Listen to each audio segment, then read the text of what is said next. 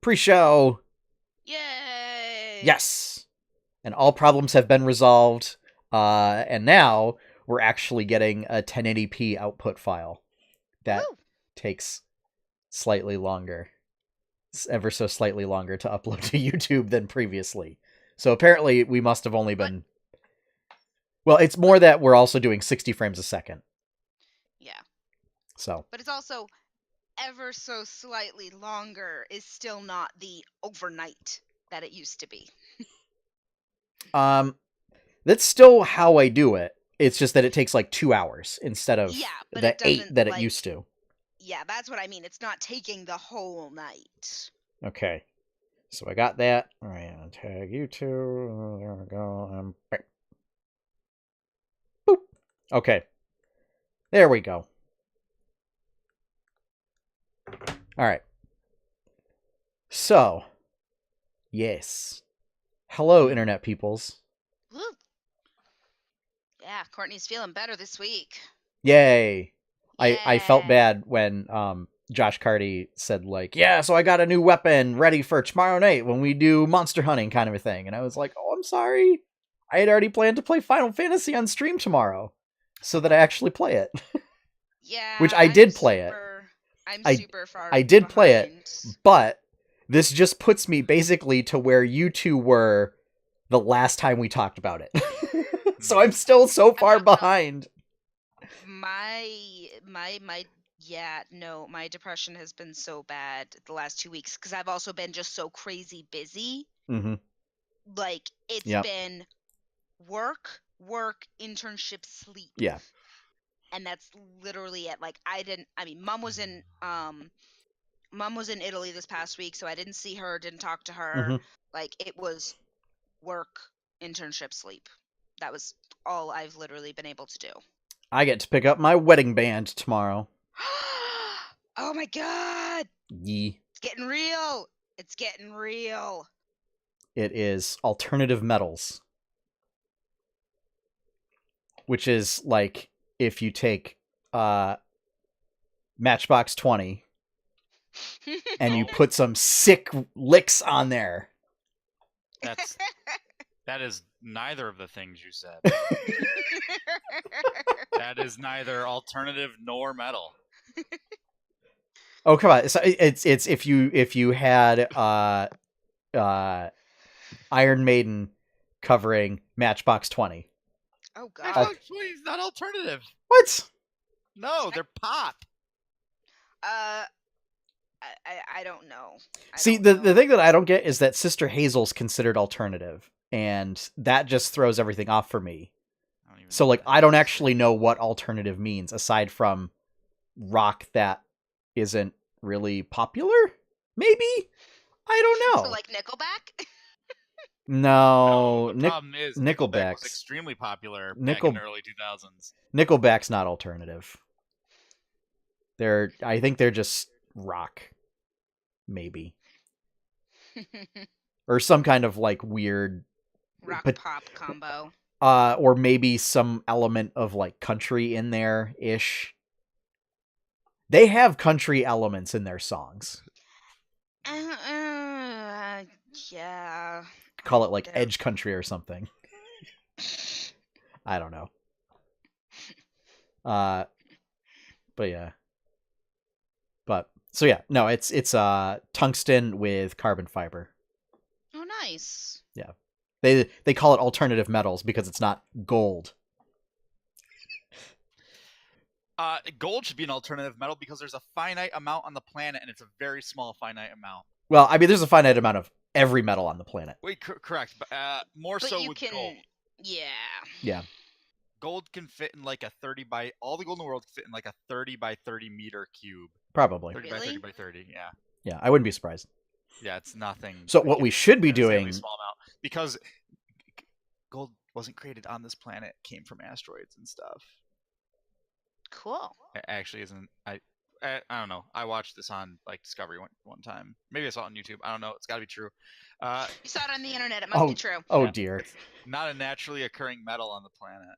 I mean, I feel like what we could do, is take, like, if we have all these, like, rare metals that are in electronics, why don't we just like take those electronics and throw them into volcanoes or something? Huh? Volcanoes? Why volcanoes? So that way Why mix it with iron? So that way it Yeah. reliquefies, right? And then With turns iron. back into base But- metals. No, but see, That you're just better off to mixes with the strip iron. them. Yeah, you're better off to strip it because then, yeah, no. I don't know. I don't know anything No. about earth science. I don't know. I'm just BSing. I see it as we have a problem with lots of consumer electronics getting thrown out in mass quantities, and Yeah. like a lot of times you can't recycle that stuff because of Should just toxic burn it. toxic Burn materials it. in there. Well, and that's the idea. Is No, like you don't what is wanna- what's like, the most or just burn efficient everything. way? What's Yeah, the most burning. efficient way of getting rid of it? And that's Burning. finding some sort of magma chamber and putting it in there. So go to Hawaii and just drop it. Well, Or just throw it in the ocean. No. That's how you get Trash Island. Just throw it in the ocean. No, it'll sink. Nope. The ocean's super deep. It'll never get to the top. And then you're gonna we kill we don't want whales to throw consumer electronic We don't old need whales. consumer We don't electronics in use the them for anything. They're fine. It's an animal we could do without. You know, you make my brain hurt sometimes. I love you, but like sometimes I You have to understand, I'm just messing around most of Oh, the I time. know. I know. Just for the sake of pushing It's people's buttons. do you want Krakens? Because this is That's how what I you get Krakens. yeah. That's why every time you say there's a mouse, I say, I've got a gun. I'll come over to your house and shoot it. And I say no. Yeah, I except all already we had to poisoned it do- with arsenic. All we had to do apparently was clean out those drawers so that there's nothing in there, That's generally if they can't. and find it hasn't come back. They're like, this place sucks. I'm out of here. Pretty Why much. did I even bother? Yeah. Yeah. And you stuff the hole full of steel wool. And they're Yep, like, that is step 2. Yeah. So yeah. I'm surprised. Alternative metal, Deftones. That would be alternative metal Okay. if you're familiar with the Deftones. I'm not at all. Not. I'm sorry. Late 90s, early 2000s, alternative metal. Okay. Deftones were fucking flipping sick. Oops. Put parental advisory, too late. Well, On the tubes, we're the done. the channel is flagged for mature audiences. Oh, good. I can Yeah. drop Yeah, F-bombs because- all the I time. have to do that for Jamora. So It's not even been me, by the way, lately. nope. I've been holding my tongue and trying to be a good boy. It's been that one. Joshua is a good boy. No, it's been me. It's been me. So, so what would you guys think of that crap guide to D&D video? Did not get a chance to watch it. I was I immediately knew he was wrong when he started talking sword and board. I was like, this guy doesn't know what he's doing. Well, the reason why he does that is so the previous series was a crap guide to Monster Hunter, Yeah. where he talks about how sword and shield is the best weapon in the game and everybody should use it, obviously. He did a whole series on everything, and that was the last one, and he was like, it's all been leading up to this moment.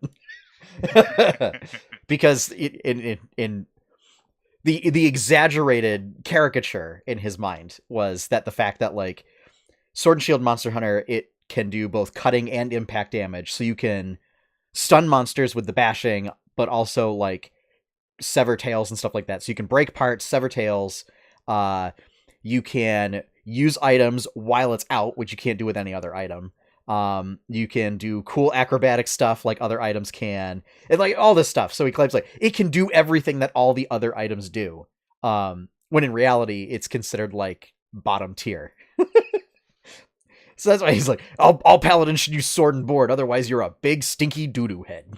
Yeah. The ranger one was pretty good.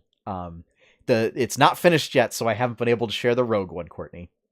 But also the fact that in the video there's like a little bard that keeps popping up trying to like chase after the paladin. And that was, I guess, something that got introduced in the bard video way back when. Where like there was a paladin that was just walking by and the bard was like, "Oh my god, I love you!" And then started chasing after. But yeah. interesting. Yeah.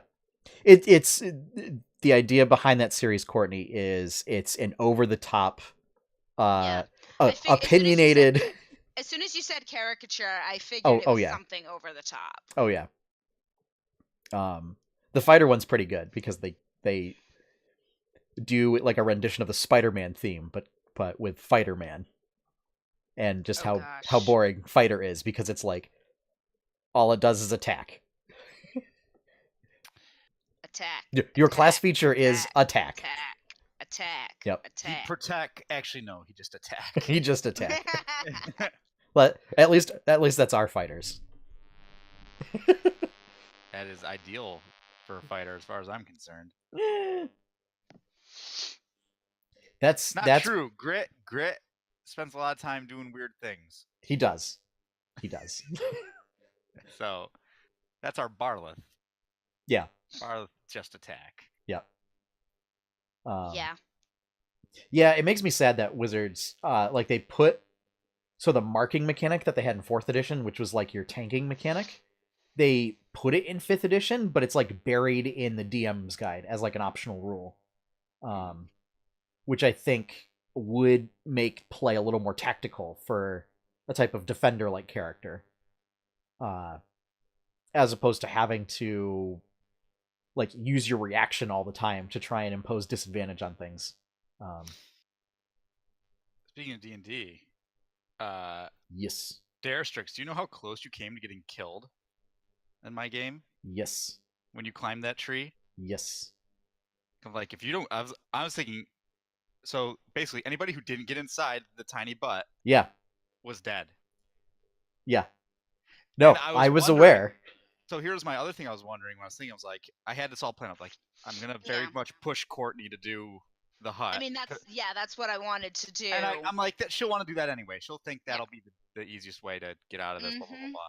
And I'm going to have Kantos push her to do that by speeding it up, blah, blah, blah, blah. And I was like, my other thought was, wait, what if Scott tries to do his rope trick? Like, if he has a spell, here's the thing. That wouldn't have worked. Because volume, it doesn't close, right? It would have just gone up into the... I think it would have gone in. Well, so the way it works is... I don't think it keeps stuff out like the hut does. You have to climb the rope in order to get in, and you can pull the rope up behind you to prevent people from getting in. Right. But the explosion would have gone up into it just because that's how volume works. That's physics. I don't know, because it's an extra planar space. Has an opening. It could be fought either way. DM is God. You make that decision. We're both looking it up. Let's find out. Because now, I mean, it's purely a theoretical. Can be reached by climbing. Space can hold as many as 8 medium or small. Attacks and spells can't cross through the entrance into or out of the extra entrance space. Okay, so yeah. Then never mind. Yeah. Because I was gonna kill everybody in the rope trick if Scott had used that. Yeah. Yeah. No. The moment. I mean, it made it clear that the plan was to do the tiny hut and with the ritual helping and everything. I was like, okay, this is what we're doing. All right, climb a tree, not a great idea. All right, time to get down.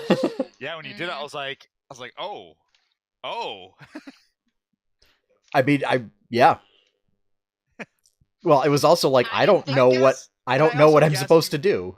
I guess you always could have just jumped down from the tree and landed in the spot where she was casting. Yeah, as it was just finishing. Like, I'm just gonna eat the damage from the fall and whatever. Yeah, well, I wasn't sure, and when it became clear that I only made it 10 feet up, I was like, well, this is not gonna happen. So, yep. That was fun. It was fun watching you physically squirm on the couch, Sean. Yeah, I hated every minute of that session. I truly enjoyed DMing that session. Yep. It's one of those times where I'm like, Sean, I kind of felt that you were a little like Sean. I felt that you were kind of like a little mad at me for going hut, but it's like there's no way we could have outrun him. No, I mean that was just. Well, yeah, you could have outrun him if Grit didn't go the opposite way, and I could have. Let's put it this way: I can outrun him. Also, this is stuff I thought of. You also, if you left Azaka and just ran, you would have had enough of a head start to pull ahead of him. Yeah, but we can't leave him behind. Well, I had considered that maybe you wouldn't. I didn't know. Yeah. Yep. Yeah. Courtney's learning spell management. That's what this character is doing. Oh, it's funny. I actually I posted a tweet today that was like, me as a level 5 ranger. Hey, I'd like to take Animal Messenger as a cool RP thing to just like send little notes back to a party member that retired because the player left the game, and just say like, hey, this is just what we're up to, kind of a thing or whatever. And then DM, oh no, that's a dumb spell. Animals are just gonna die. Why would you do that, kind of a thing? No, it'll never work. Just hire a carrier pigeon. Me, as a 9th level ranger, I'm gonna summon 8 velociraptors with pack tactics and multi-attack as vengeance for Animal Messenger. Yep. Yeah. Still mad. No, and I loved... I wanted it for just pure RP. The smallest little thing that actually like made the session for me was Mr. Grit the other way. Yeah. Oh no, it was Because that's exactly how Nat would have Grit being Grit. Yeah. Like it's fine if Grit bees Grit, and you know it's like, okay, he's doing that, but like we're relatively safe. It's another thing when it's like, okay, if you get in there, it's insta kill, and we can't bring you back. I was when he did that, I was like, I feel like I'm making it clear that there are thousands of zombies. Oh yeah. This is I feel like I'm making this clear. This is a runaway encounter. Yeah. And you stand no chance of facing this. I also feel like people forget that like we can't resurrect. Like that's the whole point of this plot arc. Yeah. Yeah. Yeah. It was fun. It was fun just watching people in real life squirm and get visibly anxious about what was about to happen. Yeah. I mean, I don't know about you guys, but like Heather and I were just like tactics. Like, well, I mean, I had been dealing with a whole boatload of anxiety like the past week, kind of a thing. So it was kind of ramping it up.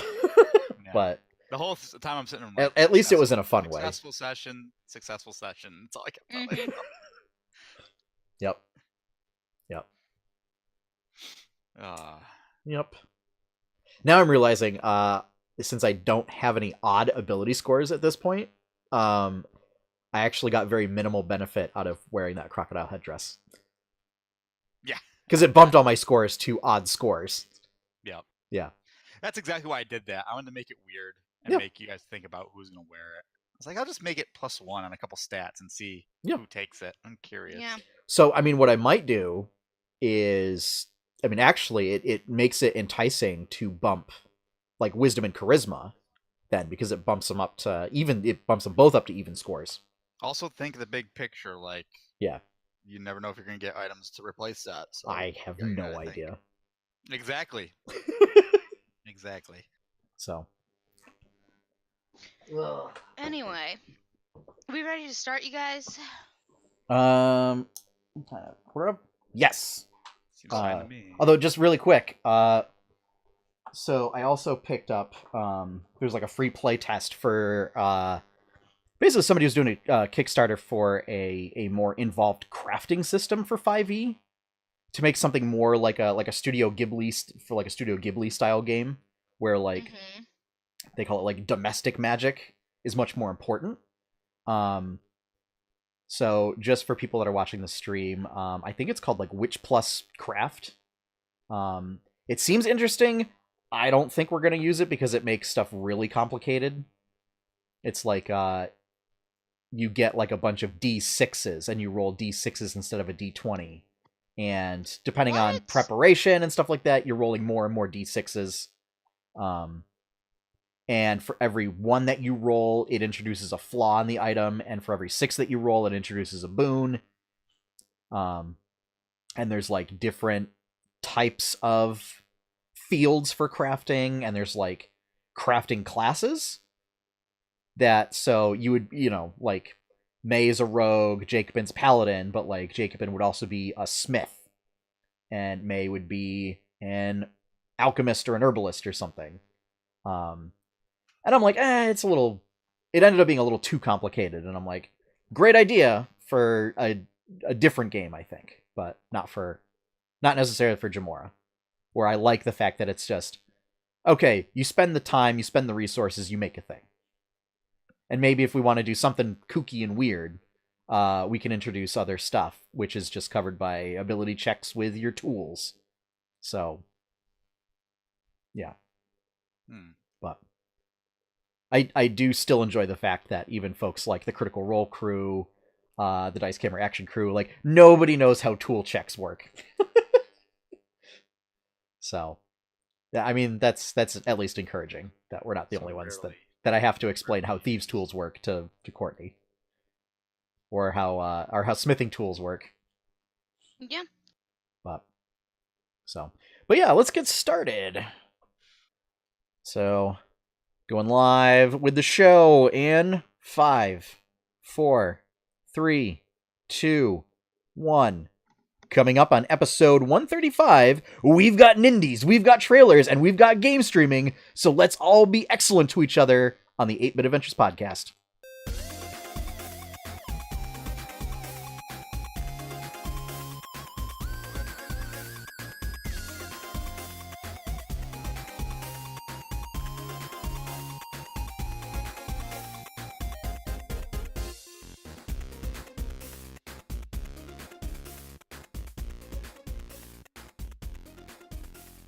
Hello, everyone, and welcome back to another episode of the 8-Bit Adventures podcast, bringing you the latest and greatest geeky news of the week.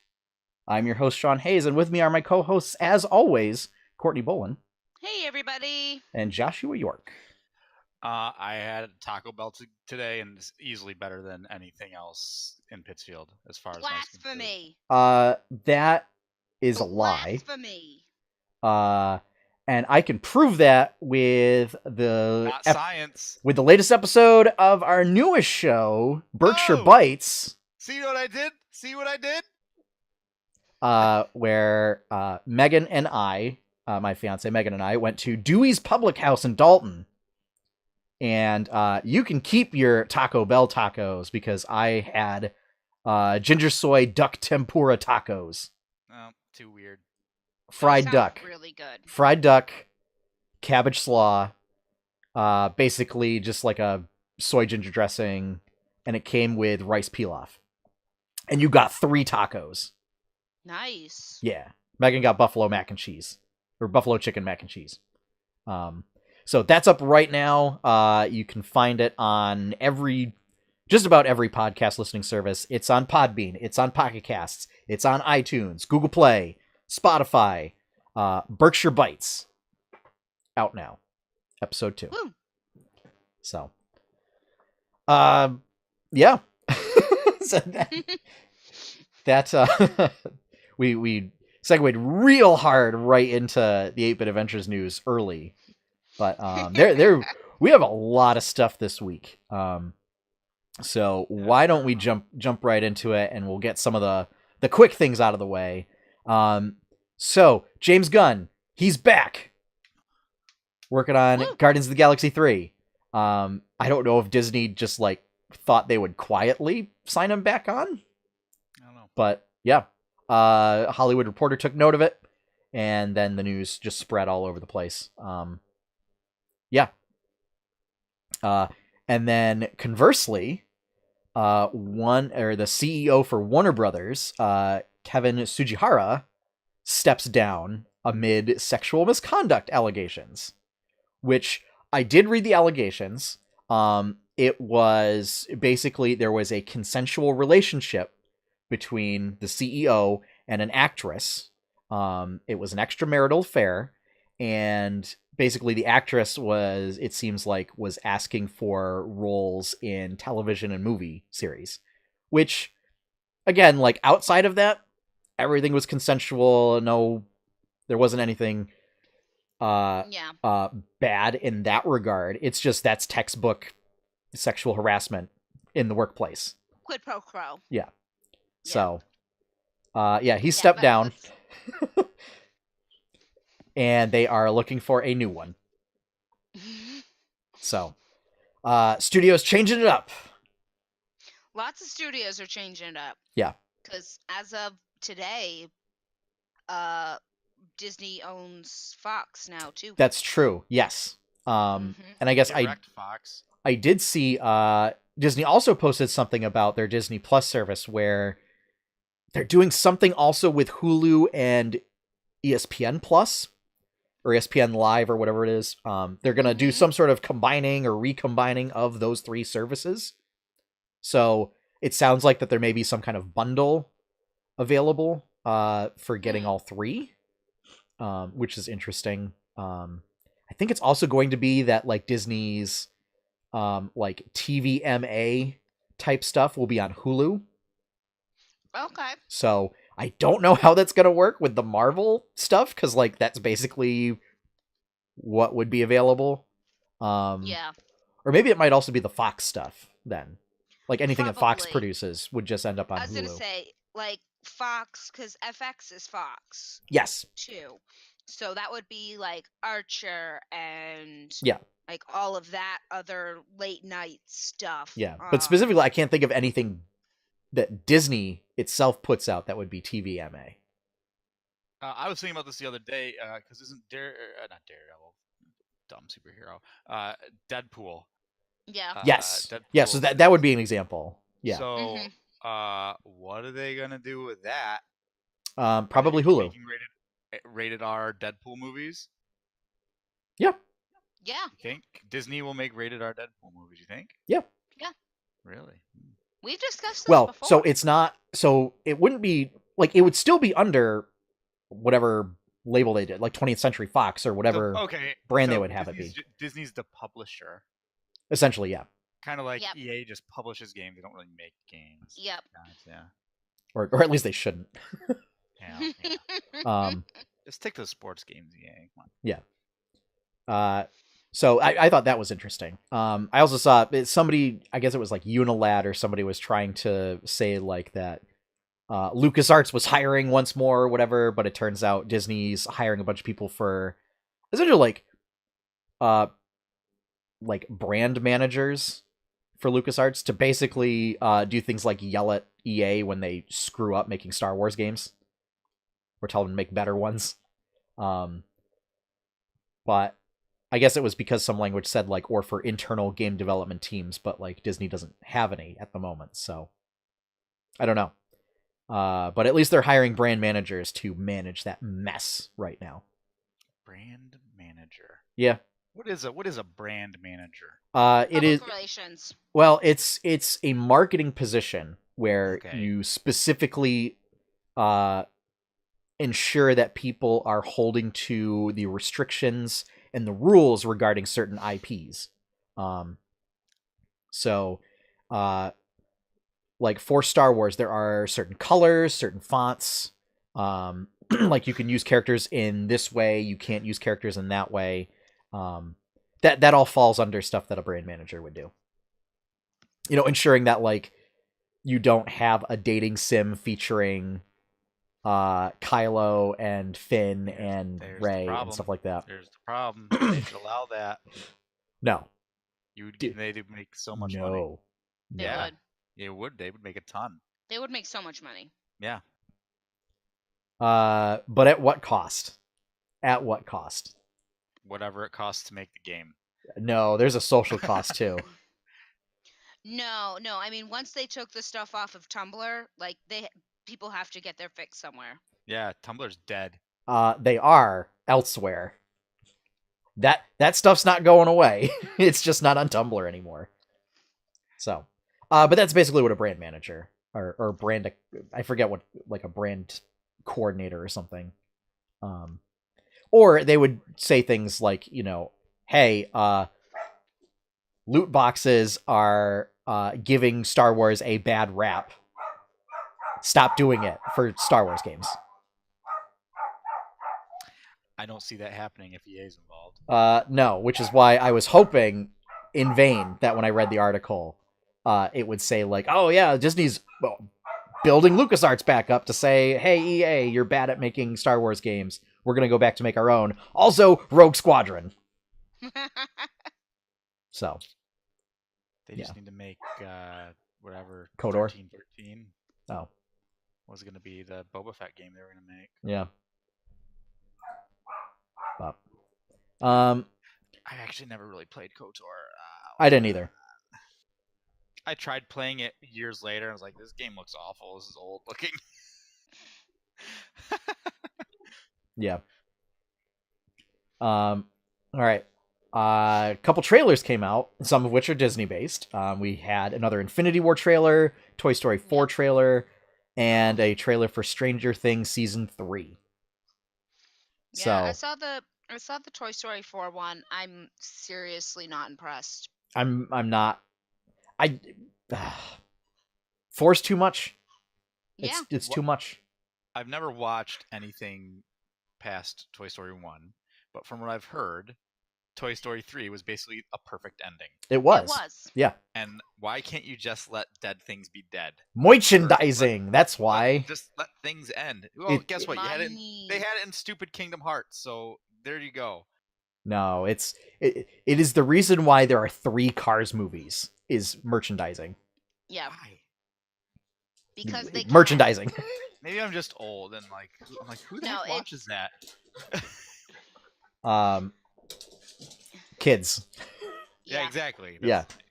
And Kids people that 1,000 really times a like day. NASCAR. Or Larry the Cable Guy. NASCAR is the worst sport. And those of you just listening, I'm making air quotes when I say sport after NASCAR. I mean, yeah. Don't get me wrong, it takes skill. Yeah. And I think there probably is some form of physicality involved in driving that fast. I mean, that's the thing. With how fast they're driving, there is actual, you need muscle and stuff, but I'm not getting into this. I'm drawing a line in the No. sand. It's not sport. Believe me, so I took a philosophy course in college where it was about sports, right? And on the first day of class was trying to define what is a sport, and NASCAR came up, and it got bloody. I mean, not really, because I mean it's a small liberal arts college in Massachusetts, so not exactly the demographic to be like, yeah, NASCAR. But I mean, they turn to the left, and oh yes, they're making another left-hand turn. Yeah. So anyway, 200 miles an hour. Yeah, let's not go down the is NASCAR sport rabbit hole, shall we? And instead, it's not. And instead focus on I like, I thought the Infinity War trailer was pretty good. It still didn't really divulge a whole lot aside from the fact that we saw Captain Marvel. Yeah. Thor was impressed.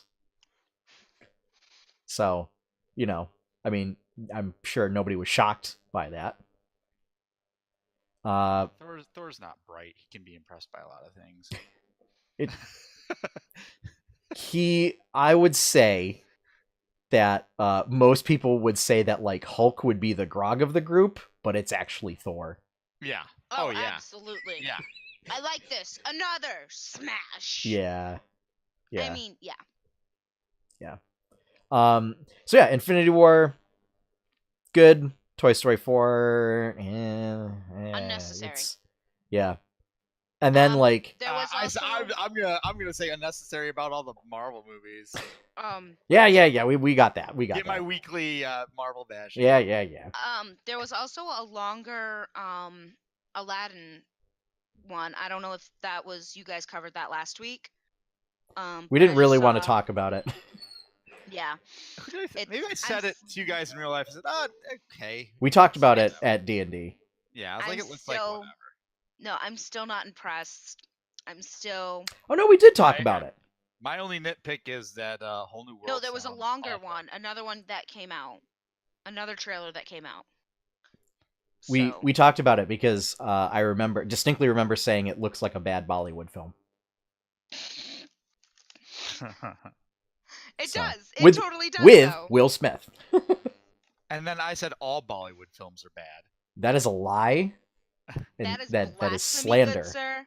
Yeah. Sir. No, it is 100% correct. No. Anyway, and then Stranger Things 3. Yeah. Steve so being what are they Steve. focusing on this time? So it looks like there wasn't a lot given story-wise, like no. line-wise, I mean, felt. so the fact that it looks like a bunch of just random shots. Yeah. Dustin was away for something. Summer camp. My guess is camp. Yeah. Yeah, he had a camp shirt. And the fact that looks like some of the kids may be more interested in, say, hanging out with their girl peeps than playing D&D in the basement. Sounds like they need to get their girl peeps into playing D&D. Yeah. But, you know. Not so simple. No. Yeah. It's not. No, you definitely know it's not. It's not. Yeah, and then so one of the things that I didn't like was, so I like that end sequence where like they build up the tension with the creature and everything. I didn't like how the fact that they revealed that creature as the last shot of the trailer. I was like, you could have cut that shot out. I don't think it matters because I don't think it's going to be like a creature. I think that's going to be just one of many. I think it'll be a thing. I do like the fact that it's a reference to, is it John Carpenter's thing? Probably the thing. I can't remember if it was a John Carpenter film, but it's the one. It's the one where it's like the alien and it like just mutates all the time into weird, contorted, gross shapes. So that was pretty cool. It's also got some Resident Evil vibes. I have a feeling that I think most of this is going to take place in the mall. Oh yeah. I think so. I mean, if Robin Sparkles taught us anything, the 80s was, let's go to the mall. Yeah. Indeed. I have a feeling like it's going to be, we're stuck in the mall and we have to get out. It's basically Dead Rising. If you're familiar with that game. I am. where you I'm not. do things like you attack zombies with anything you find in department stores in the mall. And you build weird weapons with like random stuff from the mall and like mash them together. Yeah. So it's like food court umbrellas. If you get to like the hardware store, you can like pull out like chainsaws or hammers or whatever. Just weird stuff. Like you skateboard with a chainsaw. Yeah. Obviously, I don't think it's gonna be that off the wall. But I just think like they're gonna be. I don't know, because it didn't give away much story wise. So I did like that, and I originally said I was like, yes, okay, come on, Stranger Things, just stop while you're ahead, like I say with most things. But I was like, you know what? Every time I actually watch some of this for real, I was like, I get that little. Like it does, like, oh yeah, I just like the world it's set in. I don't know, I just like that 80s vibe and like. You miss the 80s? Kind of. A little bit. My dream is to own an 85 Camaro IROC and have a sick sleeveless denim vest with like patches and stuff on it and drive around listening to Motley Crue. I think there are elements of pop culture from the 80s that are missed, whereas like there's plenty of other things that are not missed, like I don't miss Ronald Reagan. Yeah. Or well, I would say we don't miss such economic policies, but what do you mean? They are unfortunately still thriving. That's the joke. Again, air quotes, thriving. That's the joke. Or like the Contra affair. Let's Contra affair and more just Contra. Yeah, we need more actual NES Contra. Yeah. And we don't need the Iran Contra. So yeah. Hey, apparently if you're the president you can say I don't remember. Yeah. And you're good. Also, there is a Stranger Things 3 video game. I saw that on Nintendo. That's coming out as one of the Nindies. That's like just a retro style brawler. Looked meh. It's like an isometric brawler game with like some puzzle stuff. Coming out July 4th to coincide with the launch of the 3rd season. So, yeah, I don't know if I'll pick it up, but And I mean, speaking of that stuff, why don't we just jump right into it? I just wrote down a couple of games that I thought looked interesting. I didn't write down all of them, but they showed Red Lantern, which is it's a roguelite game about dog sledding that uses cel-shaded graphics. That game seems a little dark, actually. Oh, absolutely. Which I liked. And I also think Ashley Birch is the voice actress on that. It sounded a lot like her. I would have to double check that. Yeah, it sounded very much like her. Because at first I'm like, this sounds like the Life is Strange girl. And I'm Maybe. like, oh yeah, that was Ashley Birch. Yeah. But the idea is that the protagonist is a young woman who, growing up, I guess, fails to meet expectations of people that set expectations upon her, and decides, I'm going to get a bunch of dogs, get a sled, and go compete in I forget the name of it, but it's Iditarod. The Iditarod. Yep. And that's what you do. You compete in the Iditarod. Wait. So this is basically Balto. Well, Balto, the whole point of Balto was you're trying to deliver medicine. Actually, although instead of, It seems like if you ever read the book Into the Wild, anybody familiar with that book? No, I haven't. Movie? Yes. It's about a guy who basically just like travels around the United States and then eventually goes to Alaska. He's like, I'm just gonna live in the wilderness. Then he dies because he doesn't know how to survive. Yep. But anyways, he doesn't know what he's doing. Yeah. But I just got that vibe of like the character's motivations. And then I think it said she was training for the Iditarod in the game. It wasn't the actual race itself. Oh, maybe. You're training for the Iditarod. Yeah, the goal is to survive the Iditarod. Right, and then like just random stuff will happen while you're training. It sounded like procedurally generated. Yeah, so, maybe a bear is gonna pop out. They said, over 100 random events can happen during your training that will affect stuff. So, and I mean, it was like during the course of the trailer, it got attacked by a bear and lost a dog because of the bear attack. And it looked like she lost all the dogs. I was like, it looked like all the dogs died. I didn't see any. I'm assuming that it was essentially like the same playthrough over the course of which, like when they brought it back up, one of the dogs was missing. So it's like you will lose dogs, get injured. When I watched that, I was like, holy crap, this is dark. Yeah. I like it. Yeah. And it will have some motion control support in that, like, you'll be able to like guide the dogs and everything with your Joy-Cons. I thought it said you can use the gyroscope to use your when it was in handheld mode. Your switch screen, you can hold in your handhold and move it around to look. Yes. Around you in like 360. Yeah. Which, I mean, that's pretty typical for that. Because I know some of the Zelda stuff does that. So yeah, we also got Darkwood, which is a top-down kind of like almost like action RPG-esque survival horror game, where it takes place in Russia, and at night, like, unholy irradiated monsters come out, and your goal is to... So it's just real Russia simulator. This is just real life Russia simulator. Yeah. So your goal is to like build safe houses, like hide out for monsters and everything. One of the interesting was it has light dynamics. So in your field of view, like at night, it will light up that area.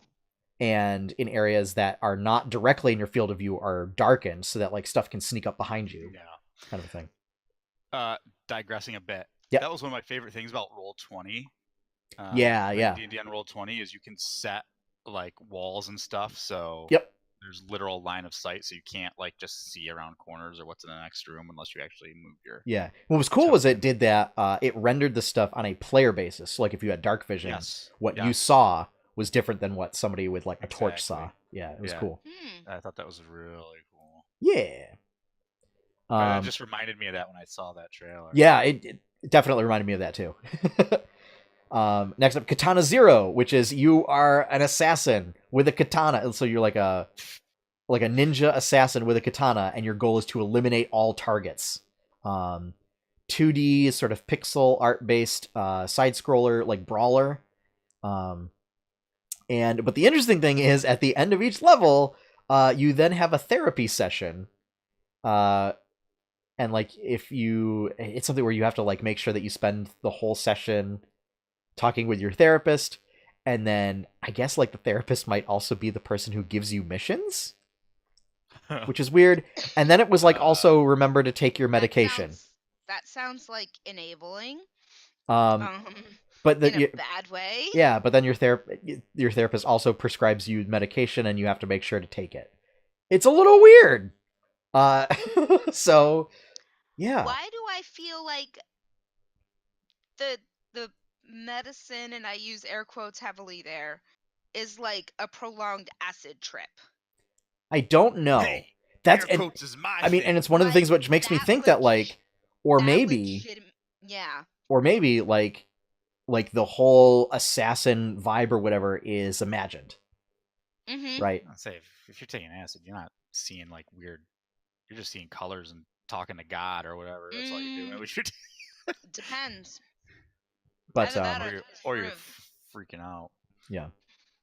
So I don't know. That was just another. But it was like they let up and they were talking about this game, and then all of a sudden at the very end it was like, and then when you're done, you go talk to your therapist, and they give you and make sure to take your medication. It was like, what? This is a very weird left turn that we just took. So we're gonna just start listing lazily to the left. I have no idea. Next up, Rad, which is by Double Fine Studios. Looks like some kind of action art, sort of like 3/4 view action RPG. Like, is this like their take on a Diablo style game? I think so. Or I couldn't tell. I couldn't tell if it was like, is this a loot grind game, or is it just like this is just the perspective for whatever they're. I couldn't tell. Yeah, that I'm not sure. I don't know if it's going to be a loot grind so much as the idea is that you are playing through like, Bastion. Yeah, where it's that style, but it's not really. Yeah, like loot grind. A post-apocalyptic wasteland, where the area that you walk around, like you're sprouting. Apocalyptic 80s. Very 80s. Yeah. Like neon colors and like synth music. Everywhere you go, you're causing grass and flowers to sprout up behind you. So the idea is like you are running around trying to essentially like regrow nature and like breathe life into this landscape. Okay, Druid. But I mean, you're also doing it by killing all sorts of like mutant creatures that are out to get you. And in doing so, you also mutate yourself. And it looks like the mutations might be somewhat random. So like you might not get the same mutations each playthrough.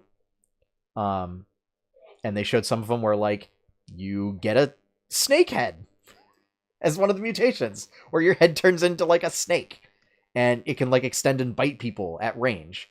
Or your head might turn into a floating flaming skull that does something. I have no idea. So it's got some interesting cosmetic elements as well as gameplay elements attached to it. I don't know if there will be ways to change up your mutations or what, but it lived up to its namesake and it looked pretty rad. I will probably pick it up for the art style alone. We also got Blaster Master Zero 2. So Blaster Master was kind of like a shoot 'em up platforming game. This one continues that, where you're like, again, killing mutants with like a tank, and you pick up upgrades for your tank and for your character, and it's just all sorts of blasting. It's kind of like Mega Man, but instead of Mega Man, you're a tank. Yes. Jumping and shooting. Yep. Jumping and shooting. Yep. In a surprise move, we're also getting Cuphead for the Switch. That's coming out next month. I don't think that's a surprise. I think that I'm actually excited for that one. Yeah. Because like I've seen so much about Cuphead, like I'm genuinely like considering getting it. Do you like difficult games? Yeah. Okay. Yeah, it's I like difficult difficult. puzzle games. It's very It's difficult. not a puzzle game. It's a platformer. It's a shmup. Yeah, it's it's like a platformer shmup. Yeah. And then I don't know if I know they have DLC planned for Cuphead in general. I don't know if that's also planned for Switch. I presume it would be. Where they're adding a pretty sizable chunk to the game along with a third character. And then the last thing that they revealed, this is hold on. Sure. You missed probably the most important game. My friend Pedro. What? I think we have differing values of important. Definitely the best game they showed. I think we have differing values of best, but sure. Let's talk about my friend Pedro. I don't even know how to describe it. Parkour Contra. Basically. Elaborate for those of us who do not understand the second So word of that. Contra is another shmup. It was like kind of the original platforming shooter. Yeah, the original kind of side-scrolling. So this is you're just side-scrolling shooting things, but like you're doing flips and there's slow motion and you're like riding skateboards and ricocheting bullets off watermelons. I don't like and totally somehow weird. A banana is important. Yeah, and a banana's basically telling you what to do. A banana is telling you what to do. What is this? A messed up Clippy? Yeah, this is trash in the best possible way, like I was talking about. Oh no! Oh no, we're back to that topic. Yes. Oh. Again, oh, goodness. There are so few really good things in games. Really few very good games. You have to appreciate the trash games. Otherwise, what's the point of playing games? Just like with any other media. You have to appreciate the trash. Otherwise, what's the point? Well, so that's coming out. Comment. But the final surprise that we got is Cadence of Hyrule, which is a sequel to Crypt of the Necrodancer that is being done as a Legend of Zelda spinoff. So I think it looks adorable. It's all of the Crypt of the Necrodancer gameplay and starring, I think, the main character in that. But she pops out into Hyrule, and Link and Zelda are also playable characters. Yeah. And it uses all like Link to the Past aesthetics, and enemies, and it looks great. And I was like, oh, like when they first revealed it, I was like, oh, like it's Crypt of the Necrodancer, because like that's a very distinct game where, you know, enemies are hopping around to a beat kind of a thing. And then all of a sudden they had just that couple of notes that went into like a synth Legend of Zelda theme, and I went, what is happening right now? And then they show the silhouettes of Link and Zelda. And yeah. That said spring 2019, so coming soon within the next 3 months. Yeah, I'm really excited. I haven't played Crypt of the Necrodancer, but it's kind of been on my radar, and I think I will pick this one up. Because the idea is it's a top-down RPG, but all the enemies move to the beat of the music. And style of game. If you move to the beat of the music, you get damage buffs and stuff like that. So like it incentivizes you to do that. So I think it was like it titled itself as the world's first like rhythm-based dungeon crawler. It was like a dungeon crawling rhythm game. So yeah. Interesting. So in other news, PlayStation Network has the Great Indoor Sale is now live. They got a whole bunch of games that are on sale. I felt bad that typically we report on a lot of Nintendo stuff, so I was like, you know what, let's go look at what's going on with PlayStation. And this was pretty much the biggest thing that I found that wasn't related to Fortnite or Apex Legends. And I was like, but that's also not PlayStation specific either, so I don't know. Yeah. I was looking at the games. I wasn't super impressed with anything on the sale, to be completely honest. Okay. And I'll say this, Yep. and this is gonna I'm gonna segue into the Google thing here. Yeah. Particularly on my consoles, I really like physical media. I like physical thing. I like my boxes. Physical games. I like the box art. I like my little game collection. Something about that, I just really like, whatever it is. I just like having the physical things. So it's hard for me to buy digital game. I don't know. I don't tend to buy digital a lot on my consoles. Well, also you have to think about the space that games are taking up nowadays. Yeah. Well, even if you buy the physical game, you usually have to download a fair portion of it on your console anyway. And I will say, space is less of an issue for the Xbox One and the PS4. It's more of an issue for Switch owners because you have to use them. I mean, I just have a regular PS4 and I've maxed out my hard drive. I was gonna say, if you have a regular PS4, that's a 500 gig, and Red Dead is a fifth of your storage. Right. Exactly, and games like Dragon Quest 11 and those things are take up a lot. Final Fantasy 15, all those take up a lot of space. Just really quick, I'm getting an echo. Like when Courtney was talking, I got an echo. Check. Weird. Is it me? Is it me? Is it me? Is it me? Is it me? Nope. Is Courtney, it me? talk. Yep. Why? But then I didn't. Better? Yeah. So Weird. I don't know. Yeah. I don't know what was going on with that. Yeah. And let me try something now, Courtney. Hi. I'm not hearing it then. Oh. I don't know.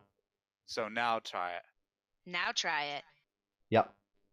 It's my microphone. Something about it. Ooh. Yeah. So, all right. But so speaking of Google, Stadia. Yeah. Ask your doctor if Google Stadia is right for you. I will not take full credit for that joke since I saw it on Twitter. But yeah, terrible name. I'll be right back, guys. Okay. But keep going, because I have no idea about Stadia. Okay. So basically, it's Google's game streaming platform that was announced at GDC this week. And it has been met with some element of skepticism, given that their presentation was not great. They seem to talk a lot about just like straight up power. It was the most boring business presentation I've ever watched.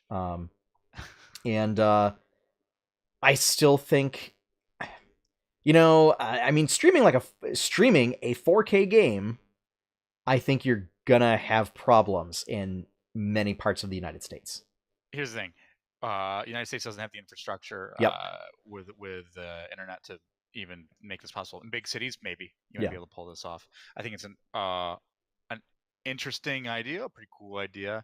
Again, it's hard for me because I really like my physical games, boxes and box art in my collection, so I hate to get away from that. But this is at the same time understand that I think that's just the way everything's moving, so it's probably just a dying thing anyway. And if I understand correctly, I mean, digital eventually. With this, like, it's not even where if you buy a digital copy of the game, like you download it and that's like your personal copy. No, you play it off their servers. Yeah, it's essentially a Netflix-like service, so like you don't even get a copy of the game. Yeah, kind of thing. So yeah, you're just like, oh, I'm gonna scroll through what's interesting. I'm gonna play this today. Boom, and you pay. I don't know, they talked about something on how like you watch a let's play of a game on YouTube, and then at the end of the video will say like, would you like to play this game? And then you press OK, and it opens up in Chrome or whatever. And I'm like,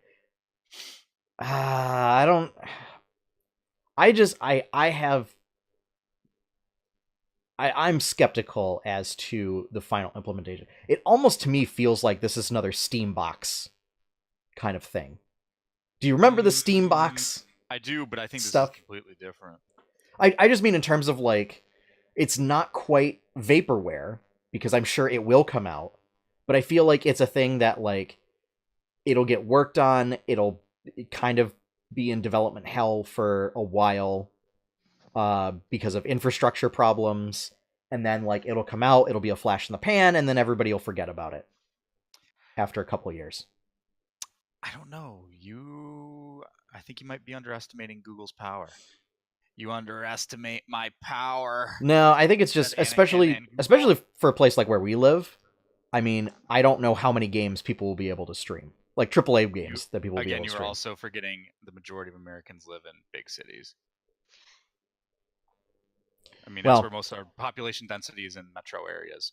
So, and that's where the infrastructure is. Yeah. We are the exception because we live in a rural area. So yes, we feel the problem of not having the crazy high-speed internets, but in the cities, they have it. Yeah. In the metro areas, they have it. So, I mean, they're business, right? So if you want to make your money, you go where the money is, and that's where the people are for this type of thing. Yeah. I think it is going to be a thing. Maybe not in this year, maybe not next year, but I think within 10 years, I give it a decade, and that's what gaming is going to be. 10, 15 years. We've already talked about consoles dying out or just becoming PCs anyway. Yeah, I guess essentially the same thing. I think this is a step beyond that to say you don't even need anything. You just need internet. We have the hardware. You just pay a subscription to use it. And all the work is done on the back end with us. You just get the product on your end. I'm still not sure. I think this is what it's going to be. 10, 15 years, it'll be. Also because I have to work with Google products, on advertising products on a daily basis. And they have a tendency to screw stuff up royally or lock people out based on tiers of stuff. So yeah, I'm not sure. Because I also don't know if, like, how many people in cities are going to be able to afford the internet package that you'll need to do a stable connection, which will be game dependent, right?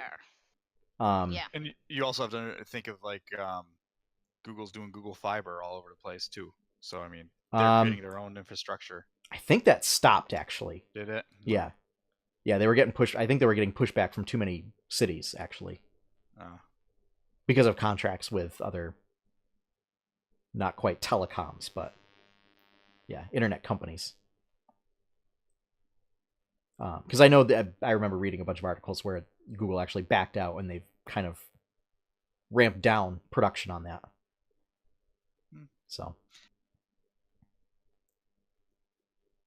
yeah. I think the ability to play any game at any time without having to actually buy it. Yeah. Again, I'm air quoting today. You don't actually have to buy the game. You just pay a subscription. You have access to every game. That is a big deal. Yeah. And well, for sake of ease of access and access to games, it is just makes it so much easier for people. It's also going to be so one of the things I think the success, regardless of any reservations that I have, will also be which publishers and developers are on board. Which, like, who's going to allow that to happen, basically. I mean, because we already know folks like Ubisoft are on board because they're already doing it in Japan. Yeah. And I'm sure they would get on board with doing it with Google. But I know, like, for example, for Nintendo, like, they're not going to do it because it doesn't fit their business model.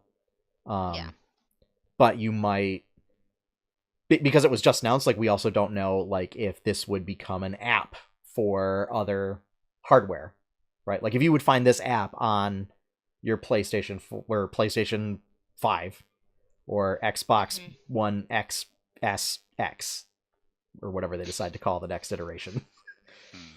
Xbox One just Elite. Yeah. No model. Or you might not because Microsoft is trying to do its own streaming service thing and getting that running. So, I don't know. Yeah. It'll be interesting.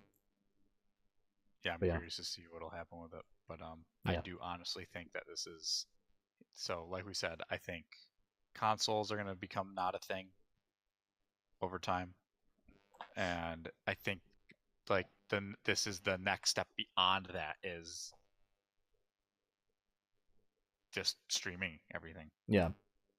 I know some of the concerns were that it's not as portable as Google would make it out to be. It's not portable at all. Yeah, because you would basically have to be on Wi-Fi because folks were complaining on how if they try and play Apex or Fortnite or whatever on mobile, it's not great on a you know data on a data connection. And even if you're in a place that has like public Wi-Fi, like Albany has public Wi-Fi, like you're not going to be able to actually play on that Wi-Fi. Here's the other thing about public Wi-Fi, as I've learned when trying to access. So, for example, if you want to talk about heavy internet usage when public Wi-Fi is available, Walt Disney World has public Wi-Fi in the parks. Oh. Good luck trying to access any sort of internet connection there because you have a very large amount of people concentrated in an area. And so it makes me wonder. So obviously, you know, in a normal city, it would not be that bad and that congested. But if suddenly you now have a bunch of people trying to stream, you know, 4K, 8K video games over, you know, public Wi-Fi or even shared Wi-Fi connections or whatever. You're going to burn out your routers, people. Well, or just how that's going to impact the network traffic. Yeah. Since it is different than like streaming video for Netflix because you're also doing upload as well as download. Yeah. So it's a very ambitious project. Yes. I'll say that. Yeah. I don't know.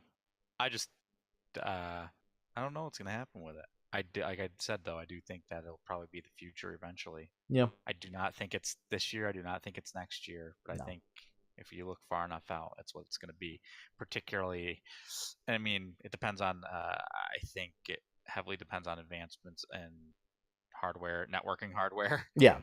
And computing hardware, like just hardware in general. Yeah. I also that's a lot of work. I think a lot of the naysaying was also Google's track record with a lot of its products. Google Glass. Maybe. Google has a tendency of a track record with, especially recently. Yeah, but that was just dumb. Coming up with products and then not supporting them after 2 years or so. So yeah, Glass, Cardboard. I mean Google Plus. That they finally killed Google Plus. Yep. There was some sort of oh, by the way, if you app. had anything on MySpace pre 2008, it got wiped. They lost something like 15 years of music, or I don't know, 12 years of music or whatever. Yeah. So wait, it's just gone. My MySpace profile is now officially dead. If it hasn't been updated since a certain date, yeah. Probably. Yep. Yeah. It hasn't. It went the way of Final Fantasy VIII. Oof. Insert Roblox death noise. Yep. Yeah, so my old profile's gone. My old band's MySpace is probably gone. Oh man, you were in a band? I was in a band. I'm sad. Oh man. Secret. I am really, really sad to have learned this after. How long ago was that? It's 2019. Probably 15. No, not 15 years ago. Probably like 12, 13 years ago. Huh. Yeah. Yep. Yeah. So, last bit of news. So just as an update, Critical Role Kickstarter up to $7.7 million. Boom. I have every faith and confidence that it will probably get to 10 by the time it's done. Probably. I mean, their remaining stretch goal is 8.8. How many days are left? There's still. Hold up. They did it for like 45 days, right? Yes. Yeah, so. I think I said this before, but I think you get most of it in your initial There's still 29 days to go. Okay, so yeah, so yeah. We've got about a month to go, and I think 10 is achievable. Because it comes in bursts, right? It seems to be like on like Tuesdays and Thursdays are the big bursts when it's Critical Role or Talks Machina. Yeah. Yep. Obviously. Also, I'm predicting it right now. I'm betting there might be also a burst the right at the April end. 2nd. Well, no, like April 2nd. Because that's when some of their stuff is going for like meet and greets and things like that for Denver City. That's true. Yeah, if there's any cons where they make appearances, and they that might give and a I have boost. an alarm in my phone for 3 a.m. because that is midnight Pacific time. And for tickets. Yes. Okay. Yeah. But yeah, so they only have one goal left, one stretch goal left. So, and then I don't foresee them doing any other stretch goals after that point. Since they've been very vocal about like, hey guys, try and support other projects. We have plenty of money. Please go support other creators. So, and then finally, we got a little. It was like a little teaser video, right, for Bill and Ted's Excellent Adventure 3. Heck yes. I just added this at the end only because this is on a little nostalgia thing. In high school, Bill and Ted was like my favorite movie of all time. No, I mean, I thought about putting it in there. A special place.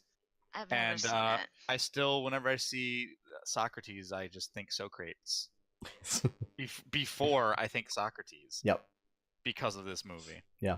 I still have not seen it either. So we should do a special viewing episode. I was gonna say we should do a movie night. Where we should do a movie night and then do like a response thing afterward. What? You listeners can't see my surprised, his look of shock. What? You've never seen Bill and Ted's Excellent Adventure? No. I was born in 1991. Yeah. I was watching this in high school in the late 90s all the time. Yeah. Is that like... Yeah, my parents wouldn't let me watch that. Oh, I was a PBS kid until 2002. Yeah. Oh, God. 6, 8, 10, 13, and 23 were the channels that I got, and that was it. Okay, here's this quick synopsis. No, I know the quick synopsis. They get into a telephone booth and they're gonna fail history. They're gonna fail history class, and they need to do a report the next day and they need to get an A+, or they have to fail high school, and yep. Summer school. Or no, the one dad's like, you're gonna go to military school if you fail. Blah, blah, yeah, blah. that's always the thing. Yeah, that was. It's always the threat. Yep. So yeah, they decide, I don't know, they go back in time because Future Man's like, you guys are going to make the music that brings world peace, and you need to pass this history exam to do that. So I'm going to help you. I'm going to give you a time-traveling phone booth. And they go back in time and collect a bunch of random historical figures, and they bring them back, and there's shenanigans aplenty. There's a scene where all the historical figures are loose in the mall in 80s style. And 80s style montage. Oh yeah, it is. With like 80s Mallrats music and everything. style. Wait, no, 80s, not 90s. 80s style, and thank you. Yeah, and then they whatever. That's that. I'm not gonna spoil the ending. And they're all excellent to each other. A 30-year-old movie. I was gonna say, I'm assuming they learn the importance of being excellent to each other. Yes. Mm-hmm. Abraham Lincoln teaches them the importance of being excellent to each other. Yep. See, I know the taglines. I know the general premise. Yep. But I need to never get a Wild Stallions t-shirt. You should get a Space Stallions t-shirt. That's something totally unrelated. I will send you guys the YouTube link to that video. I'm gonna look it up. It was this like one-off animation project that somebody did where they basically made a fake like 80s cartoon show about a group of it was like essentially like space combat people in the style of like Voltron or whatever, but it was all horse themed and it was called Space Stallion. It looks weird. It's kind of weird, but it's awesome. Just the art looks weird. It's awesome. And they did a really great job at capturing the feel of that era. So yeah, that wraps up all the pop culture news this week. It's time for this past week in 8-Bit Adventures news. All right, so this week marked our chief dog officer Monty's Adopt-iversary. So we just had a little happy birthday, happy Adopt-iversary comic for Monty. I still can't believe it's been a year. Yep. And he is the big 10 years old. Woo. She doesn't seem like it. No, he doesn't. He has way too much energy for a 10-year-old dog. It's because he's little. He'll always have that energy. I know, which is great. Until like last year. Yeah, I just hope that like if he gets old enough that he doesn't try jumping off the couch and like breaks his shoulders or something, because we're always worried about that. I mean, yeah, he's pretty cat-like right now. Yeah. Or that he just, I don't know, like hurts something and just like body plants right into the hardwood floor. Yeah. But anyway, so we had a nice little comic for him. There will be a special Speedy and Monty Patrons comic going up either today or tomorrow. And they are absolutely adorable. I have been saving them all to my phone because they all make me smile and make me all happy. This week will be somewhat fulfilling a request by one Josh York. Oh? That he had requested for if I was going to do Monty comics that I had to do a very specific one of him as General Montgomery. Was it Montgomery P. Sherman or something? Yeah. Yes. Yeah. Yes. Yep. That's what I'm talking about. So yeah, that will War II reference. That will be available for patrons. And it won't be just a straight up request. There will be a slight modification to it that makes it even more awesome. And you should have a fox in another tank going against him for the Desert Fox or Win Rommel. That is too much work. So no. Nope. So it is that it's a patron only benefit, and I also don't want to burn myself out doing 2 comics each week. So yeah, so they're just going to be like simple 1-panel little things. Love it. Yeah, that's perfect for that. Stream tomorrow night for 8-Bit Adventures Game Night is going to be Final Fantasy IX, so I can get caught up with everybody else. Oh my god. Oh my god. Oh no. Oh no. Sorry. So that means that I'm gonna have to play tonight too.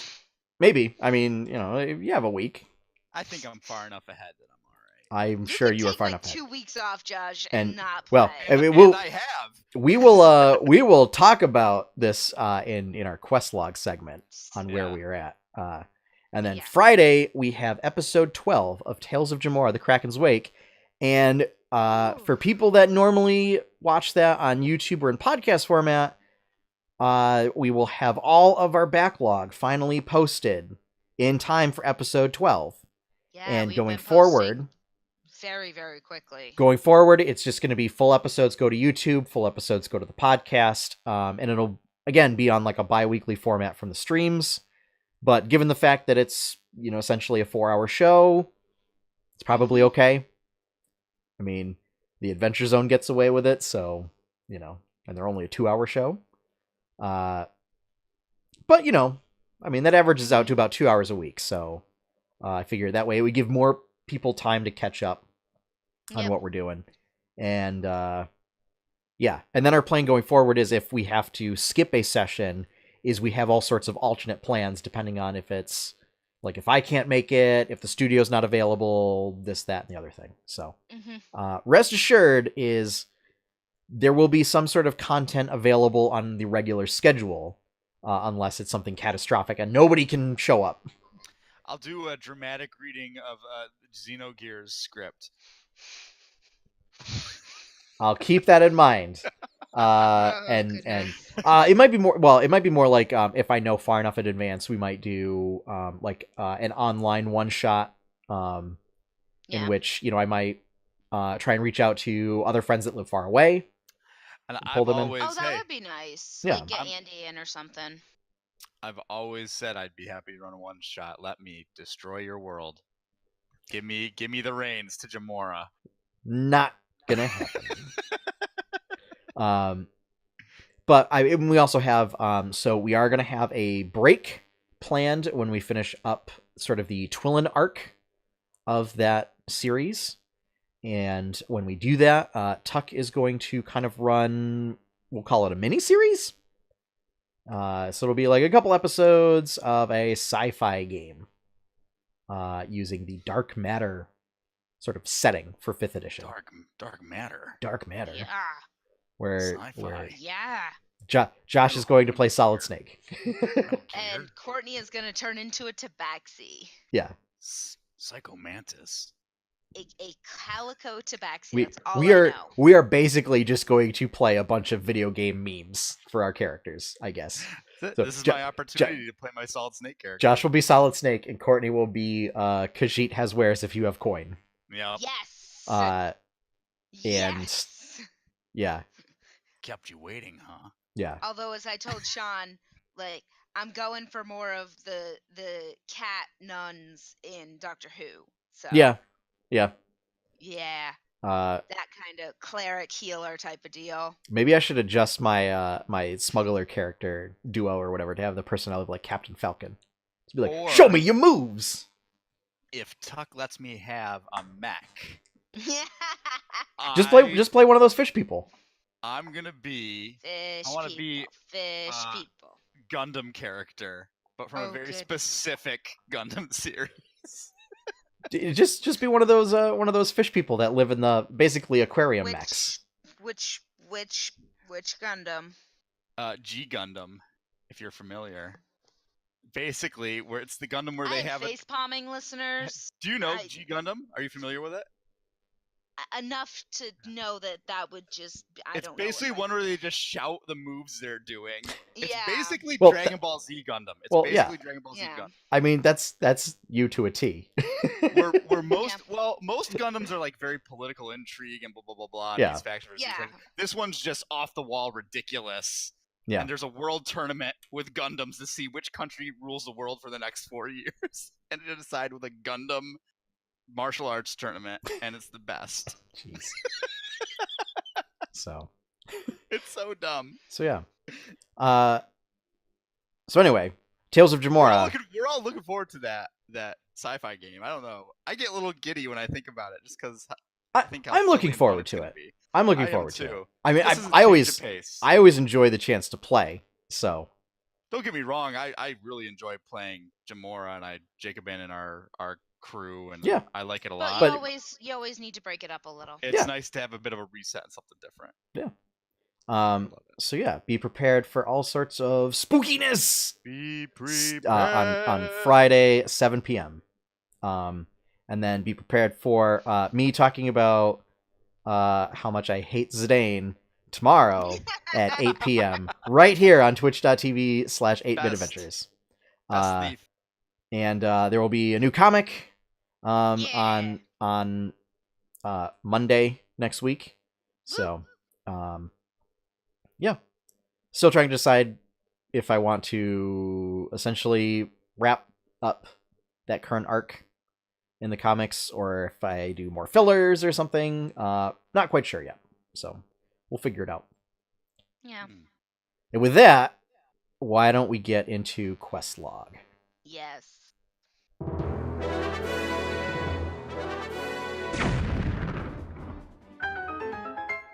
All right, so we've been playing Final Fantasy IX, and I'm here to tell you, Steiner really is the best character, and Zidane is trash.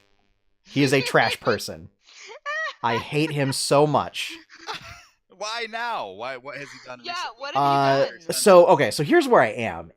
I am just at the point where I'm leaving the city. Where I'm leaving. You do the hunt thing? I did, and it was the whole conversation that he had with the princess beforehand that I was like, Zidane, you are trash. Get out. leave the party. I don't even like using you in combat. Go away. Where he was like, oh, you want to go on that airship cruise? Or he was like, oh, you want to go on a date with me? And she's like, no. And he's like, well, what if I win this monster hunt thing or whatever? Like, would you date me then? And she's like, no. And he's like, oh, come on, pretty big. And he's like, keep pushing the issue. And I'm like, now I know where you were. And I'm like, okay, dude, just stop. Right? Like, and you've also asked out during this city arc, you've also asked out like 3 other people. Well, he says to Garnet, oh, let's go on that airship cruise, but it wasn't her he asked another girl that earlier in the city. Yeah. And he's like, oh yeah, wrong girl. Yep. And I'm just like, he is the worst. He's the worst. Original scumbag Steve. And every time he does something like that, it's just more and more. I'm like, my God, Steiner really is just. I identify so much with him, having to run around with these damn teenagers, and they think they want to save the world, and really all they're gonna do is they're gonna get their heads chopped off, and they're gonna die, and it's gonna be all my fault, and they already hate me at my job. So, and I'm just like, yeah, I feel you, buddy. I think part of that is just him and Vivi. The game didn't age well. Well, I mean, that's some of those options. And I mean, that's also he's purposely written to be a scumbag. Be a chauvinistic scumbag. So that by the end they can try to have a redeeming arc for him. Yeah, he might be irredeemable. Again, I was like 16 when I played this, so I can't remember. He might be irredeemable for me at this point. I don't think. Wow. I think he's just an idiot. I want him to get knocked out in combat and just leave him knocked out for the rest of the game. And he's easily my highest damage character, so he stays in the party for now. Yeah. I'm also salty about the fact that I have to use him, and Steiner's not in my party right now. Oh. And he's like, why? Yeah, you're at the Why did you take my favorite character from me? You get Freya. I don't have an opinion of her yet. Yeah, she's very she doesn't have much at this point. Aside from, I do like the fact that she's just been kind of like, well, Zidane, you're a tool. Basically, yeah. And I'm gonna go do my thing. Keep him in check. Yeah. You haven't changed. You're still an idiot. Yeah. That's basically the first thing she says to him. And I'm like, you don't even remember who I am. She gets it. Yeah. So, also the fact that I did that monster hunt thing, and I didn't do the boss fight. So I didn't either. Yeah, I did, but I ran out of time right at the end because I figured out how to do it right at the end. Well, you want to let what's her name win. Also, Freya winning is you get the best reward anyway. She did win. Personally. Yeah. You get the best reward for her winning. You get an item or an accessory. Yeah. If you win with the Zane, it's just gold. Yeah. So yeah. I didn't want him to win anyways. So I'd be like, no, you're not going to get that date with the princess. You're going to lose. The walkthrough told me because you're trash. Let her win. So yeah. You gotta like run off and into and off of screens in a certain order or something to get it to pop. And then it's you and Freya fight it together. And basically Zidane's like, hey Freya, let me win this one. he's like, just let me get the killing blow. And Freya's like, this thing's about to kill innocent people. Let's just defeat it. Yeah. And Zidane's like, no, let me get the killing blow so I can get a date with the princess. Yeah. If that was the case, I would have just been like, defend. Yeah. No, Zidane, you're not going to get the killing blow. I had the fight pop of like 15 seconds left on the timer. I was like, oh, I'm not going to do it that quick, unfortunately. Yeah. But yeah, I've got to the synth shop. I didn't do anything because I'm like, because I still have to grind out those skills and everything, and I didn't want to like lose any items. Yeah, I had already grinded out everything before I even got to Lindblum. So between whatever it was in Lindblum, I just ran around the world map and grinded out. Well, it was all items that I got and haven't really had any grinding time. Because it's either stuff that I picked up in Lindblum or... I also think once I bought new stuff in Lindblum, I got all my upgrades. I think I ran back outside the city and grinded everything up real quick because I'm like, oh, synth shop, I want to do this. Well, I also figure once I leave, I'll probably be able to go back, right? Or is it one of those things where once I leave, I won't be able to go back to Lindblum? Not immediately. Okay. You'll eventually be able to get back, though. Yeah, next time you go to Lindblum. get their stuff now. Yeah. Sorry. Without Well, it's also spoiling like too I much. don't know what Steiner and Garnet have, since it doesn't give me that gear back. Yeah, it's on them. Yeah. I don't like that. That's only a real. Yeah, I don't like it when games take characters away from me. Let me make that choice. Yeah, I agree with you on that. I like having my options of whoever I want. Like Octopath, where I could say, Yep. No, Ophelia, you're kind of annoying. Please stay out of my party. It's fine though, because I think, I mean, it is annoying. I like just having my control and options over my party, but it's just narrative reasons why they're split. Oh yeah, I know. Yeah. And I also like, have you played the Steiner and Garnet part yet? No, I don't think I have. Okay. It's kind of, again, you'll probably identify with Steiner some more. I 100%. I'm sure. Yeah, I also don't like the fact that, like, and I know we've discussed this, and that Garnet becomes like much more powerful later on with the summons and stuff. Yeah. But like, she's not really useful for anything early on, aside from just being a heal bot. And I'm like, I was gonna say, yeah, she's heal bot right now. Yep. And it's although she does okay with them if you give her those net weapons or whatever. I don't have any of them. I'm talking about. They're not. She can equip things other than rods. They're like little nets, almost like butterfly nets or something. Yeah, I haven't gotten any. You can just, her attack with those is okay. Yeah, it's better than hitting with the rods. So yeah. I mean, later on you'll get some offensive. You'll get like flare or something. Yeah, I don't really. So between Zidane being Zidane, and then your female protagonist not being useful for much of anything early on in the game, I'm just like, really? Come on, guys. Get Freya. Freya's pretty badass female. Yeah, well, this is prior to getting Freya. Yeah. Prior to Freya, she's useless. I really like Freya. I like her different attack options. Jump. Yes. She gets jump. Yeah, she's a dragoon. All of the jump. What? Every single time you She's jump. clearly a red mage. She looks like a red mage. No, I know. Right. Jump. Yeah, and always jump, because her regular attack doesn't do that much damage. Her full damage it doesn't. You gotta jump to get full attack damage. Well, and the nice thing too is actually her jump saved me a few times where she jumped, she was low, but so was the creature. And she can't be hit when she's jumping. Can't be hit when she's jumping. Yes. That is key for, say, when you're fighting Behemoth in Monster Hunter World, and they put a jump emote in the game where you jump high up in the sky, and when you reach the vertex of your jump, you're untargetable and you're immune to damage and everything, and then you come crashing back down and deal damage.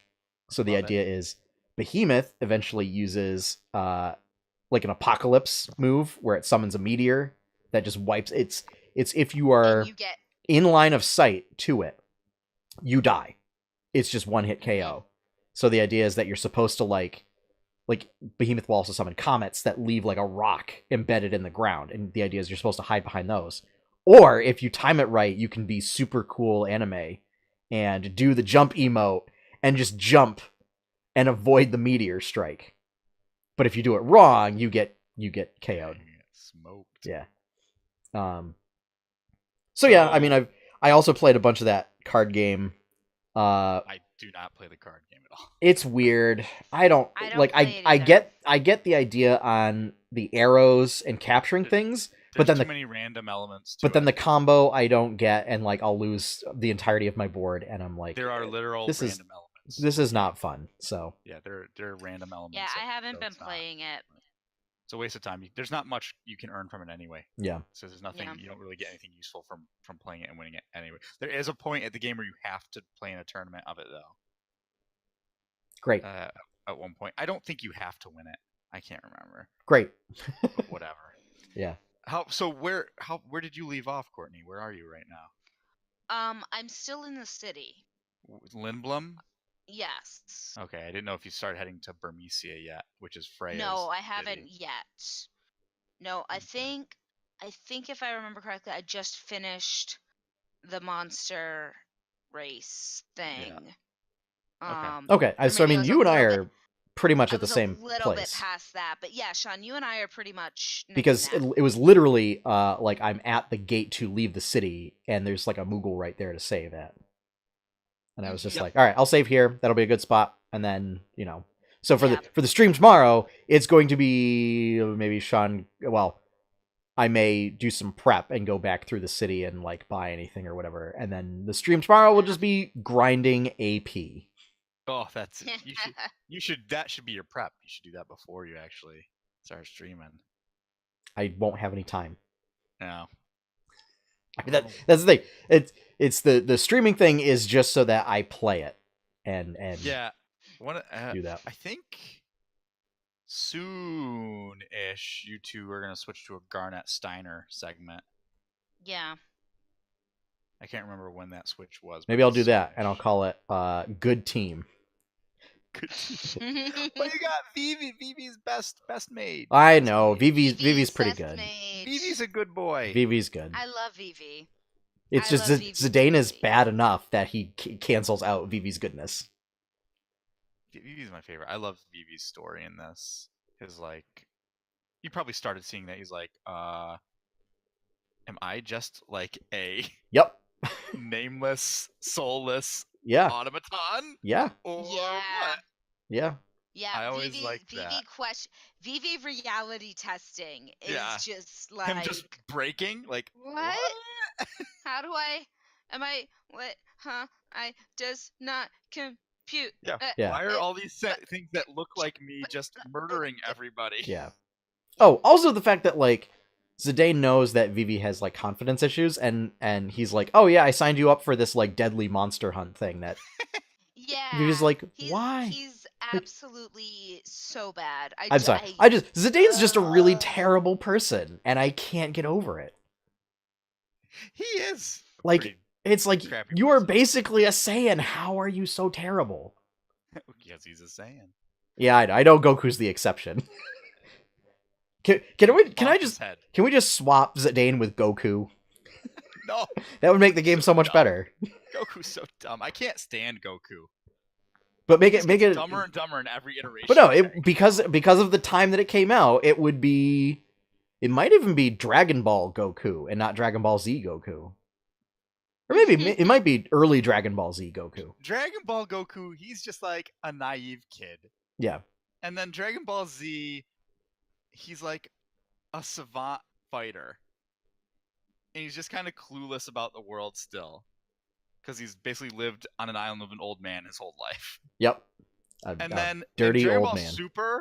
In Dragon Ball Super, he is just full on an idiot. Yeah. And it is just like dumb. Always saying and doing dumb things. And it's just like, how do you function as a human? I don't understand. He doesn't. And he's somehow. It's fine to have comic. Really. It's fine to have comic relief, but don't have it be your protagonist. Yes. And that's the problem. Maybe that series is actually about Vegeta. And it's Goku's just the comedic relief that has pushed himself to the forefront. It should be about Vegeta. Vegeta is one of the only characters with an actual story arc throughout the series. It's the only person that ever takes anything seriously in the show. He's the only one who actually really changes over time. Yeah. Everyone else, which I suppose it's not true because Trunks Gohan changes. Trunks and Piccolo also take stuff seriously. Yeah. Yeah. Yeah, those two are like voices of reason. Yep. And I'm gonna pretend I know what you guys are talking about. A chorus of idiocy. So Trunks is Vegeta's time-traveling sword-wielding son. From the future. And Piccolo is the green guy. Yeah, as I say, I know Piccolo is the green dude. He's the green alien. Yeah, he's Gohan's real dad. Basically. Basically. Since Goku doesn't raise Gohan in any way ever. Yeah. Piccolo basically raises Gohan. Yeah. And that's why Gohan's not insane. Like his father. Although he did have that weird Great Saiyaman phase. Yeah, but I think that's his naivety. Yeah. Being like, oh yeah, superheroes are cool and I'm powerful. I'll just be a superhero. I'll just be a superhero. Yeah. Yeah. And I think he just remembered the Ginyu Force. And was like, oh yeah, those cool poses. Yeah. So, long story short, yeah, please, Squaresoft, retroactively go back to 1998 and replace Zidane with Goku. Please and thank you. That would make this game infinitely better. Ever. I haven't played Final Fantasy 9 in about 2 weeks. I've been just playing Devil May Cry, so. Yep. That's fair. Been trying to. I'm about halfway through Devil May Cry 5, so maybe I'll play some. Liking it? I love it. Love it. Oh, did you? So here's what it is. I'm stealing the Kotaku guy's thing because it's perfect. It is trash, but in the best possible way you could ever use the word trash. Yeah. It is. What is he? He's like, I think Little Caesar should have a Michelin star. And he's like, hot fries are a delicacy. He's like just naming off the trashiest things that you should have just enjoy these things because they're great. Yep. They bring people joy and happiness. I'm sad that we don't have a Little Caesars around here because I would be going ham on that pretzel crust pizza. Oh yeah. Do you remember when we had a Little Caesars here? Yes. Right by Blockbuster. Yep.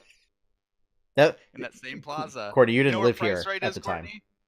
You know where Price Right is? Yes, I remember the Blockbuster because my remember I would come here to visit. Right next to the Goodwill or Salvation Army or whatever it is I think it's a recruitment center for the Army now. Yes. But that's where Little Caesars was. Hold the Anchovies also used to be there. Yes. Oh, that's what it became after Little Caesars. Yes, you're right. Yep. I forgot Hold the Anchovies. Thank you for remember something from childhood. Thank you for that. I got to write that down in case they're still open because we were making a list of all the different restaurants that we need to Hold the Anchovies. Yeah. That doesn't exist anymore. Oh, okay. No, it's an Army recruitment center now. Oh, okay. Yeah. Okay. So, yeah, that's pretty much gonna wrap everything up this week. Any final thoughts? My stomach hurts. Oh no. I'm gonna read before I go to bed, I think. Okay. I'm reading. Hold on. I'm reading this. Assassin's Apprentice. Assassin's Apprentice? Yeah, Robin Hobb. Robin Hobb. Interesting. Yeah, I heard a lot of good things about Robin Hobb as an author. I heard she's really good. Mm-hmm. So I decided to give it a shot, and I'm about halfway through this first book, and it's quite good. So nice. I recommend. Cool. Cool. I am going to get the Monty comic done. Yay! That's what I'm gonna Monty comic. And while this stuff's posting, so nice. Yay! I'm gonna eat something too before I go to work. And then who knows? Maybe plan something out for Friday. I have a vague idea. Where did we leave off? I don't even remember. It was basically next morning. And it was more. We're still in the woods. Aren't we still in the woods? You are still in the woods. We hadn't finished the overnight yet. Oh, we haven't. No. Oh, the stupid hag or whatever. We had done 2 watches, but we hadn't finished the overnight yet because I remember. It wasn't a hag. It was a stupid fae thing. But I remember that because I hadn't pushed my long rest yet, and yeah. Okay. That's how I remember that. I will actually have to go back and watch to figure out where exactly we left off. Because I can't remember if we did. I don't remember what happened over the watches exactly, actually. So I probably slept. You did. You did. You did. You don't get to take watches. Easy. Because you's a human. Yeah. So I feel like it was Tyrant Kai took 1. Yep. Twixen was taking another. Yep. And I was gonna finish out the night. Yep. And we hadn't gotten to mine yet.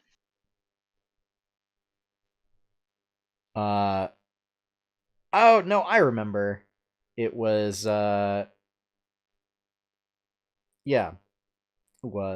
believe there was somebody trying to convince Tyrant Kai to give them the box. Yes. Yeah. Yep. That was what happened. Mm-hmm. We'll touch on that more. So, tune in Friday, 7 p.m. Eastern Daylight Time, right here on twitch.tv/8bitadventures. If you want to see more awesome content from 8-Bit Adventures, including comics, podcasts, videos, gaming, all sorts of awesome stuff, head on over to 8-bitadventures.com if you want to help support that content and get cool things like a super cool weekly comic about my dog, which is super, super adorable, and I highly suggest it. It will make you get happy feels all over. Become a patron at patreon.com/8bitadventures. You also get exclusive access to patron-only channels in our Discord server, and other cool stuff.